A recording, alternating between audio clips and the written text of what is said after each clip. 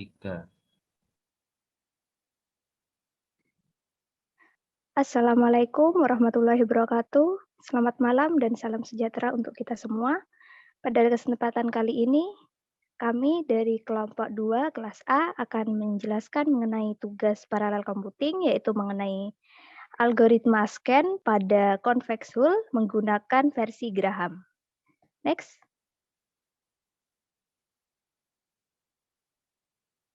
Baik, kelompok kami terdiri dari 5 orang yang beranggotakan saya sendiri, Mariska Maulidina dengan NIM 202410103009, Lavanda Lutfi Ramandani dengan NIM 202410103015, Ilham Adi Kusuma dengan NIM 202410103034, Rehan Atala Azhar dengan NIM 202410103055, dan Ervasih Aulia Pratama Iman dengan NIM 202410103065.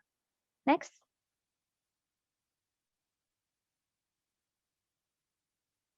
Nah, yang pertama yaitu mengenai algoritma scan itu sendiri.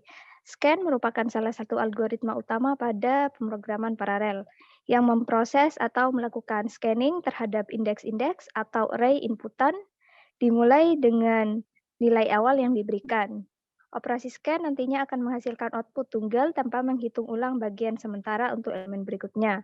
Kemudian untuk algoritma scan sendiri itu terdapat dua macam, yaitu pemindaian eksklusif atau exclusive scan dan pemindaian inklusif atau inclusive scan, di mana elemen indeks item kerjanya dihitung atau tidak dihitung, atau juga hanya dihitung pada item kerjanya. Next. Selanjutnya mengenai studi kasusnya atau studi kasus dari scan itu sendiri, contohnya yaitu ialah algoritma untuk mencari lambung cembung atau convex hull. Nah, dengan ukuran data 60.000, convex hull atau lambung cembung dapat didefinisikan sebagai persimpangan dari semua set cembung yang berisi himpunan bagian tertentu atau setara dengan himpunan semua kombinasi cembung titik-titik dalam subset tersebut dengan menggunakan scan inklusif. Lalu secara sederhana dapat dikatakan mengambil data terluar atau data yang melambung paling luas.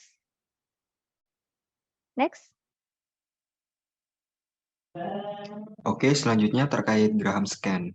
Nah, algoritma yang kami pilih untuk menyelesaikan studi kasus tersebut itu menggunakan Graham Scan. Graham Scan merupakan metode untuk mencari convex hull dari sebuah titik yang telah disediakan dengan menggunakan kompleksitas waktu O n log n. Algoritma ini mencari semua titik pada convex hull yang telah ditempatkan dengan batasan panjang. Next. Nah, ini merupakan gambarannya. Nah, pada intinya secara garis besar, algoritma convex hull ini mencari dan menggabungkan titik-titik terluar pada set data yang diberikan. Seperti pada gambar kiri itu terdapat banyak titik, kemudian di titik-titik terluarnya akan dihubungkan hingga menjadi satu kesatuan. Next. Dikutip dari jurnal yang dibuat oleh Jigang Liu, tentang memparalelkan convex hull itu terdapat dua strategi. Yang pertama yaitu memakai divide and conquer paradigma. Namun kelemahannya strategi ini adalah terdapat recursive merge dengan langkah yang rumit dan sulit, sehingga rumit untuk diimplementasikan kepada mesin paralel. Untuk yang strategi kedua itu untuk memparalelisasikan sequential algoritma convex hull. Algoritma ini didesain menggunakan strategi kedua karena iterasi sering dilakukan pada algoritma yang dimana bisa lebih mudah diimplementasikan pada mesin paralel. Untuk pemanfaatan dari convex hull ini cukup banyak, mulai dari yang pertama, pada animasi komputer itu terdapat pemindahan suatu objek akan lebih mudah dengan memindahkannya dengan algoritma convex hull.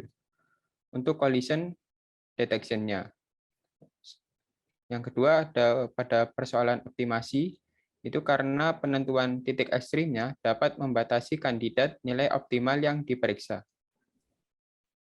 Kemudian untuk pada bidang statistik juga konveksul ini dapat mendeteksi outliers, yang dimana outliers ini merupakan titik terluar, merupakan istilah titik terluar dari kumpulan data atau titik-titik vertex seperti itu. Kemudian untuk contohnya pada bidang AI juga dapat dipakai pada hand gesture atau augmented reality dan autonomous driver. Kemudian ya juga masih banyak lagi untuk contoh-contoh lainnya seperti itu.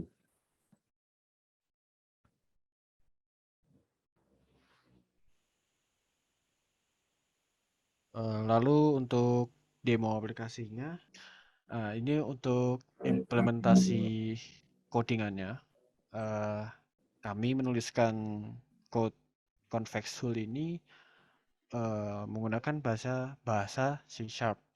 Nah, lalu membuat kelas yang bernama demo. Ini untuk namanya terserah, tapi kebetulan kelompok kami menamakannya demo. Dan kita bikin list kosongan dulu. Nah, list kosongannya itu ada di sini. Ya, kan karena semuanya berasal dari main ya. Jadi pertama kali di run nanti metode main ini yang pertama kali jalan. Nah, di dalam metode main ini ada ini ya, bikin kosong list yang kosong.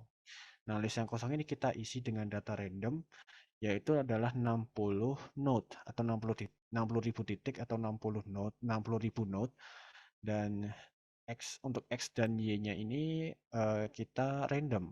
Ini juga ada fungsinya sendiri di sini untuk random angka. Jadi X-nya dan Y-nya nanti random.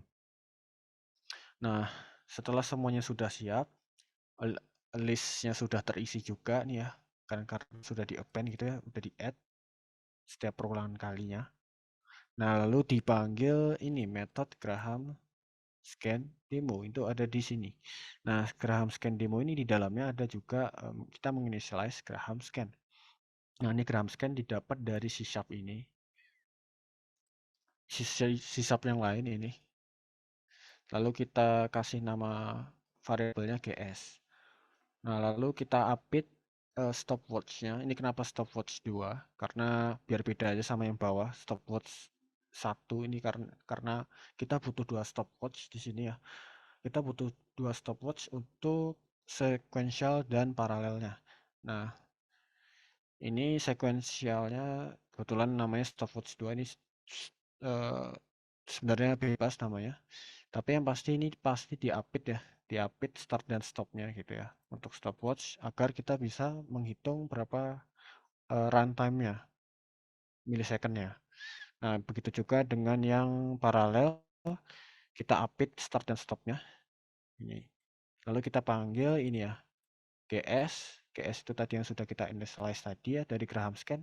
Kita panggil metodenya. Nama metodenya convexul. Nah, kalau dilihat di sini convexul itu ada di bagian sini mana ya? Nah, ini adalah convexul dengan string mode. Nah, string modenya itu kan tadi ada yang paralel, dan ini untuk yang paralel tinggal tambahkan saja di depannya parallel.forEach.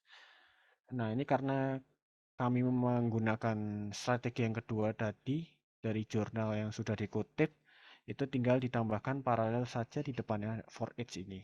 Karena kan yang kalau nggak tanpa paralel ini kan sekuensial.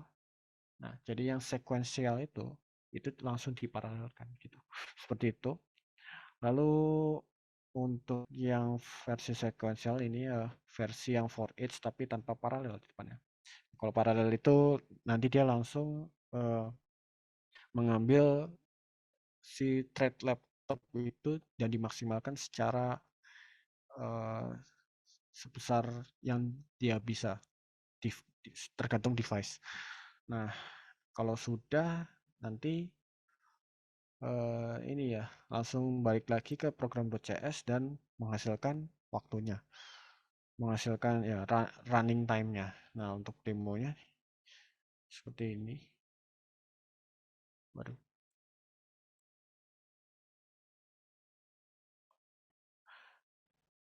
Ntar ini menang.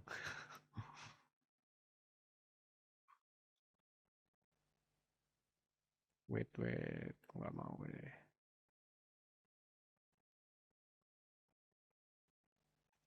Nah, di sini apa ya?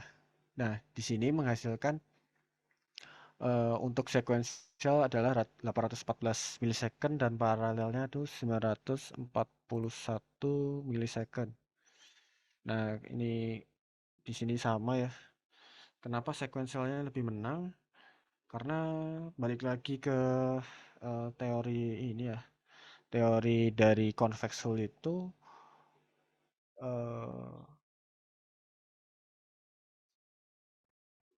convex hull itu lebih baik digunakan pada metode sequential seperti itu. Mungkin bisa dilanjut. Jadi mengenai kesimpulan, metode scan pada pencarian titik lambung terluas ini lebih efektif dengan cara sekuensial karena dalam mencari titik terluasnya yaitu dengan titik awal sebagai kunci untuk menentukan keseluruhan luas. Akan tetapi apabila paralel maka kita dari titik awal menyebar ke seluruh titik, kemudian sebaran dari titik awal ini menyebar lagi seperti itu hingga menemukan titik terluar atau yang paling luas. Nah, untuk teknik tersebut pada paralel. Jadi oleh karena itu, apabila paralel ini membutuhkan banyak resource karena sebarannya itu, sebaran titik ke titik itu menyebar lagi seperti itu. Jadi banyak membutuhkan resource dan waktunya juga lama dalam mencari titik lambungnya untuk karena selalu menyebar seperti itu. Kemudian itu sebabnya proses sekuensial ini lebih cepat karena satu persatu diproses, ini lebih cepat mempersingkat waktu juga dan resource dari memorinya juga sedikit seperti itu. Jadi mungkin itu saja yang bisa kami sampaikan dalam presentasi kali ini. Kurang lebihnya mohon maaf. Wassalamualaikum warahmatullahi wabarakatuh. Salam.